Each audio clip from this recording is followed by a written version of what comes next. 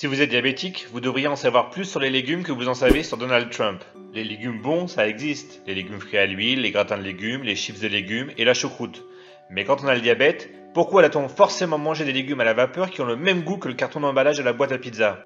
Pour en finir avec le diabète, 3 conseils pour manger plus de légumes. Vous savez très bien que le diabète est une maladie chronique très grave qui provoque des complications comme les crises cardiaques, la perte de vue et l'insuffisance rénale. Et vous savez aussi que vous devez manger vos 5 légumes par jour, car les fibres contenues dans les légumes aident à faire baisser le taux de sucre dans le sang après les repas. Et pourtant rien n'y fait, vous n'y arrivez pas. Et pourquoi ça? Eh bien, apprécier un aliment est une question de goût, mais aussi d'habitude. Or, le développement du goût et la façon de vous alimenter se développe lorsque vous êtes enfant. Il est fort probable que si vos parents vous avaient donné plus de légumes quand vous étiez petit, vous les apprécieriez plus aujourd'hui. Donc vous l'avez compris, tout ça, c'est la faute de vos parents. En plus de vous avoir transmis des gènes favorables au diabète, ils vous ont donné des chips et des bonbons à la place de vous forcer à manger des brocolis bouillis. Bon, en même temps, présenté comme ça, c'est un peu difficile de leur en vouloir. Mais alors, comment faire aujourd'hui pour manger plus de légumes? Conseil numéro 1, améliorer leur goût. Bon, on sait très bien que les légumes, c'est pas bon. Et il n'y a pas grand chose à faire pour faire en sorte que les légumes soient eux-mêmes meilleurs. Donc la seule chose à faire, c'est de mettre des choses qui sont bonnes par-dessus. Vous avez besoin de piéger votre cerveau pour arriver à manger autant de légumes que vous pouvez avant qu'il ne se rende compte que vous n'êtes pas en train de manger une pizza. Voilà, c'est pourquoi sur la chaîne Adieu Diabète, je montre des recettes de jus de légumes. Comme ça, vous limitez le temps que les légumes passent dans votre bouche, et le fait de mélanger les légumes avec des fruits dans les jus aide aussi à faire passer les légumes plus facilement. Et pour les légumes cuits, vous pouvez ajouter des assaisonnements. Première étape, prétendez que les épices que vous utilisez servent à autre chose que de devenir la partie brûlée que vous grattez après coup.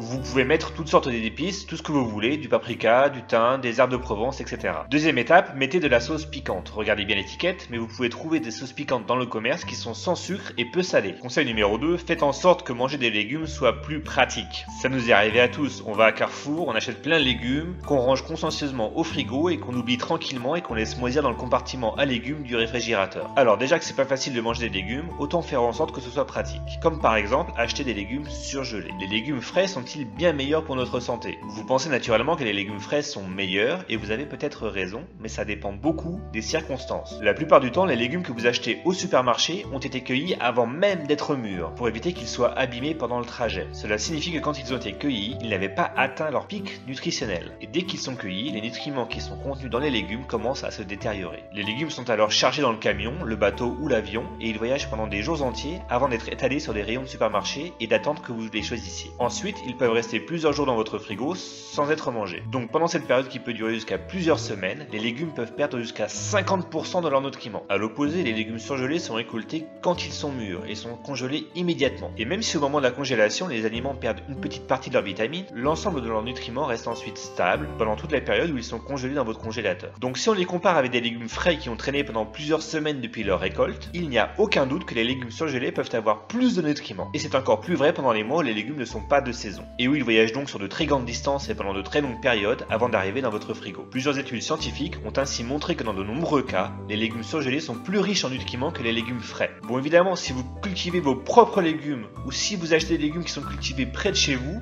cueillis le jour même et que vous les mangez le jour même, c'est sûr qu'ils seront plus nutritifs et bien meilleurs au goût. Mais à moins que vous soyez capable de faire vos courses tous les jours, les légumes surgelés sont un bon compromis pour manger plus de légumes et vaincre votre diabète. Conseil numéro 3, mangez moins de produits industriels. Une des raisons pour lesquelles on ne mange pas assez de légumes, c'est que l'on s'est habitué à la nourriture industrielle. Lorsque nous développons notre goût, celui-ci finit par se fixer et nous avons alors des aliments préférés et d'autres que nous reléguons au second plan. Or, si l'on mange des aliments industriels très sucrés, très salés ou très gras, qui ont donc un goût très prononcé, on développe notre goût autour de ces aliments et on délaisse les légumes. Sans même parler des arômes artificiels dans les produits industriels qui perturbent complètement notre goût. Vous allez manger un yaourt avec une jolie framboise dessinée dessus, mais il n'y a absolument aucune framboise à l'intérieur. Et après, quand on mange des framboises, on se dit, eh bah tiens, ça n'a aucun goût, car on est habitué à un goût plus fort. Il vaut mieux donc manger un yaourt nature et manger des framboises à côté. Dans la nature, il n'y a pas de Nutella, il n'y a pas de bonbons, il n'y a pas de frites. Les seuls aliments dont le goût est très sucré sont les fruits et le miel, ce qui est très rare. Cela veut dire que naturellement, on ne devrait pas pouvoir développer notre goût autour d'aliments industriels très puissants en saveur, et qu'ainsi on pourrait mieux apprécier le goût des aliments naturels comme les légumes. Il est assez naturel qu'un enfant préfère un bonbon à un légume si vous lui demandez de choisir entre les deux. En résumé, ce ne sont pas les légumes qui ne sont pas bons, ce sont en fait vos papilles qui se sont habitués à des saveurs plus prononcées, qui n'existent pas forcément à l'état naturel. C'est un peu comme proposer à un drogué d'apprécier de regarder la télé, alors que son cerveau est habitué à des sensations beaucoup plus fortes. C'est d'ailleurs pour cette raison que certaines personnes n'arrivent pas à mincir. Trop habituées à la saveur sucrée, elles n'arrivent pas à manger sainement, elles ne peuvent pas se passer de sucre dans leur thé, et l'eau leur semble fade. Il faut alors passer par un sevrage. Pour réapprendre à aimer les légumes, cela peut aussi être utile. Si vous vous habituez à éviter tous les aliments industriels et à manger des mets simples sans forcément les faire baigner dans une sauce grasse ou sucrée, vous finirez par retrouver l'envie de manger des légumes qui ne vous sembleront plus si fades. Donc pour récapituler, assaisonnez vos légumes pour leur donner un meilleur goût, achetez des légumes surgelés parce que c'est pratique et bon pour la santé,